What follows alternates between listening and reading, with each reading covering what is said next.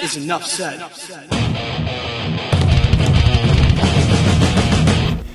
Happy Thursday, Heat Nation. Your boy Ernest here. Back with another Miami Heat Talk video.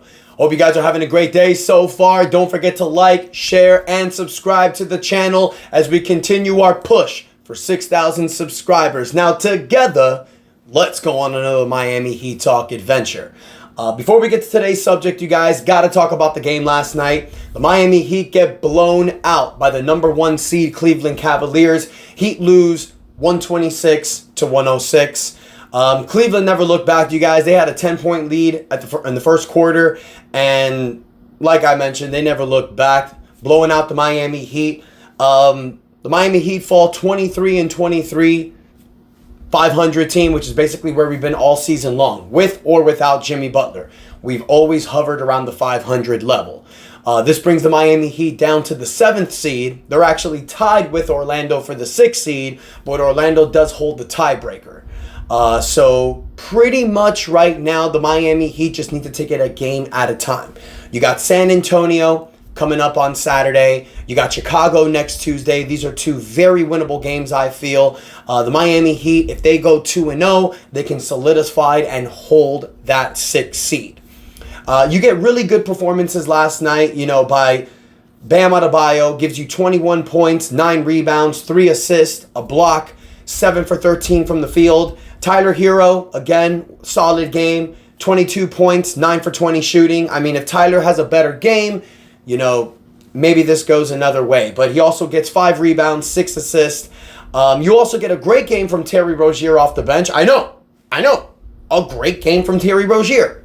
Not something we've been saying a lot. In 33 minutes, Terry Rozier gives you 22 points, 4 assists, 4 rebounds, 8 for 13 from the field. You also get a solid game from Nikola Jovic, 11 points, 5 assists, 3 rebounds, 5 for 11 for the field, goes 1 for 5 for the 3-point line.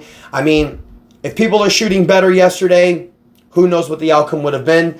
A big reason why we lost yesterday's game, Kel'el Ware just had a really bad game, you guys. 5 points, 4 rebounds, 3 assists, no block shot. Cleveland was doing their business around Kel'el Ware. They were finding shots. They scouted him, basically. And they scouted other players as well, holding Tyler Hero to double teams, making other players win it. Jaime Jaquez comes back, only gives you 7 minutes, 0 points. Maybe he's still, fighting the injury that he had. I don't know, but doesn't really get a lot of time. And, Duncan Robinson and Haywood Highsmith have solid games. Duncan Robinson with 13 points, Highsmith with 12 points. Overall a solid game. Against a lot of other teams, the Heat probably could have won this game. But it's Cleveland. Cleveland's the number 1 seed, and they showed last night why. I really wanted to see where the Miami Heat stood with a team like this without Jimmy Butler. Can we hold our own? That game against Orlando showed me that this team can fight. This team has the dog in them. They kept it close in the first quarter, but Cleveland showed that they're more superior. And what this is telling me, you guys, the Miami Heat needs to trade Jimmy Butler. They need help. Because I've mentioned this before, and I'll say it again, you guys. We need to make the playoffs this season. Winning a championship is the goal every year, but this is not a championship contending team. This is a youth movement team that's coming up and that still can fight for a playoff seeding. They're good enough to make the playoffs. I feel that with every fiber of my being. This is a playoff team. They can definitely make the playoffs without Jimmy Butler currently construed. But it's super tight in the Eastern Conference right now. You need momentum on your side. And getting a few players on this team, a few new players, can help you turn this around. And that's the point that I want to go to, you guys, because this is going to be about Jimmy Butler, about this trade situation. There's new rumors that are coming up. There's new things that are popping up every single day. Yesterday, Chris Mannix from Sports Illustrated was on a podcast, and he specifically said something about Jimmy Butler that perked up my ears. Now, as we know, Jimmy wants Phoenix. There's one team. I mean, it was reported in the past when Jimmy Butler originally requested this trade that he wants to play for anywhere besides Miami. That's utter BS. There's 4 teams that Shams Charania originally mentioned. Phoenix Suns, Golden State Warriors, Houston Rockets, and the Dallas Mavericks. Those are the teams that Jimmy is willing to go to. Phoenix is basically the biggest destination for Jimmy because simply for money. Phoenix is willing to give Jimmy that 2-year maximum contract extension he wants. Maybe Golden State is also willing to give that as well. But we know that Phoenix 100% is willing to give that to him. But the problem with trading him to Phoenix, it can't just be a straight up trade.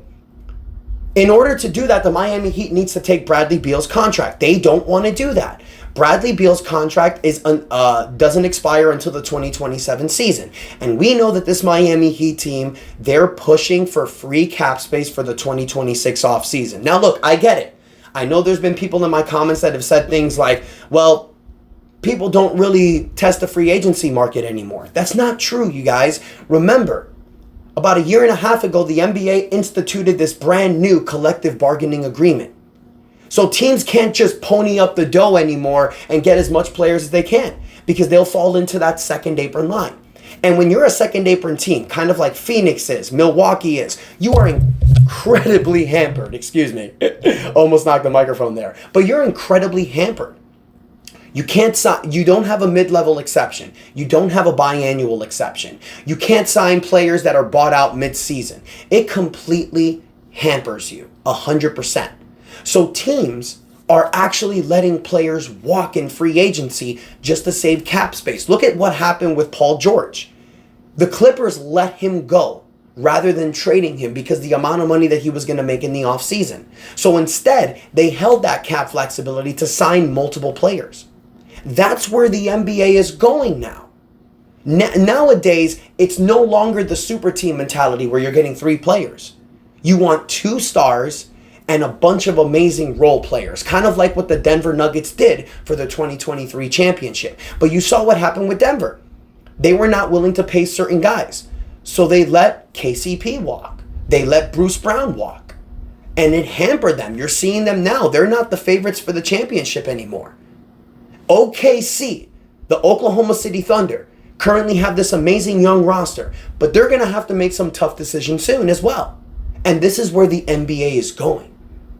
So the point, you guys, is that the Miami Heat and the Phoenix Suns, the Heat don't want to make a straight up trade. Even if Phoenix is willing to offer multiple first round draft picks and Bradley Beal, the Heat just don't want Bradley Beal.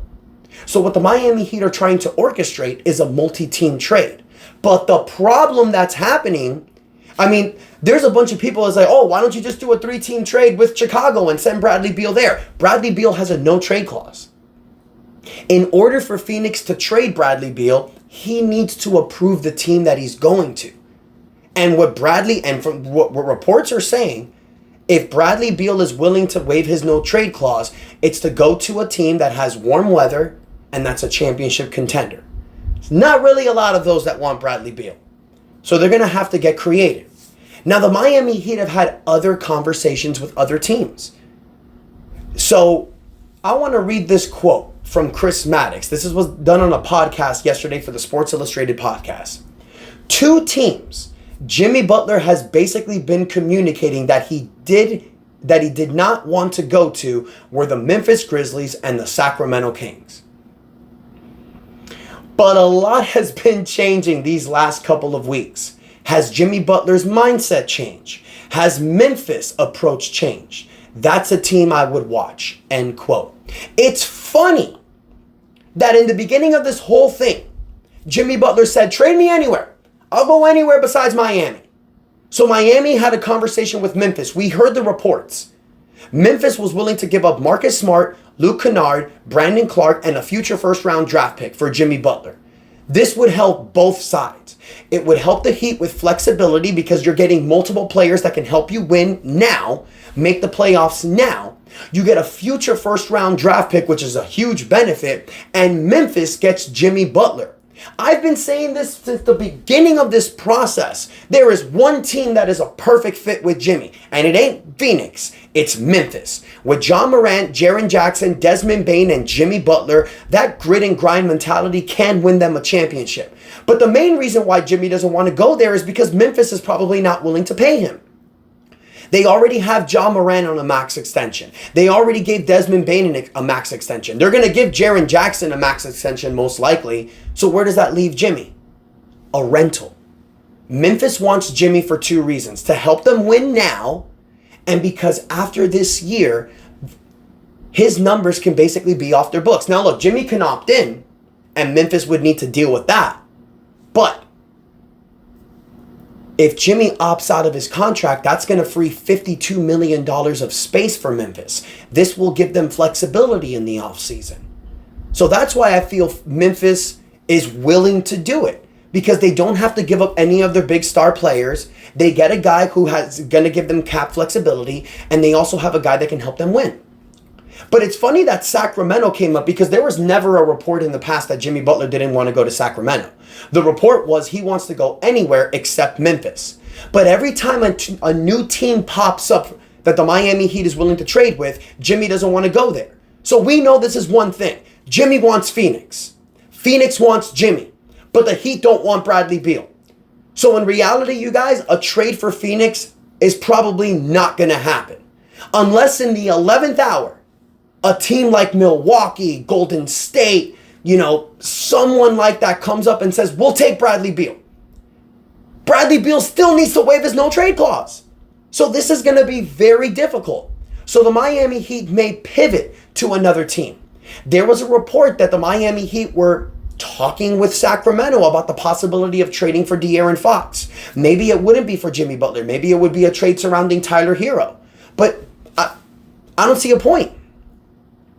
The point is, if you want to get De'Aaron Fox, you need to get him with Tyler Hero and Bam Adebayo. And if you cannot do that, then maybe you should pivot. De'Aaron Fox wants San Antonio. His wife is from San Antonio. He's from Texas. Houston would actually be another great option for De'Aaron Fox. I think Houston and San Antonio may be the favorites. The Miami Heat, I know, have interest in De'Aaron Fox. I know De'Aaron Fox has interest in Miami. He's best friends with Bam Adebayo. It makes a lot of sense. But if the Heat can't do it, if the Heat cannot make that trade work, you got to get rid of Jimmy Butler. So this keeps centering and pivoting around Memphis.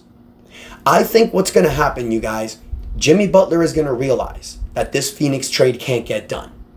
And instead of wasting another year of his prime with the Miami Heat, he might just say, you know what? F it. Send me to Memphis. They'll send him to Memphis. Jimmy will play out the rest of this season, possibly contend for a championship, and all of this crap is going to be done again in the offseason. Will Jimmy opt in? Will Memphis trade him to Phoenix? That's Memphis's problem. The point is, you guys, by February 6th, the Miami Heat need to unload Jimmy Butler's contract. Not just because of this drama and the problems that's going on, but if you don't trade Jimmy, he's not going to be able to play for you for the rest of the season. He's going to be making almost $49 million sitting on the bench or being suspended. And all this drama is going to continue. You need to get this distraction away from the team. The team needs to contend for a playoff push. And with this Jimmy Butler drama going on, that may not happen. You need to trade Jimmy. You need to get something for him. People that can help you now. So Heat Nation, I want to hear from you. Do you think that Jimmy Butler will actually be traded to the Phoenix Suns? Do you think that he can make that work?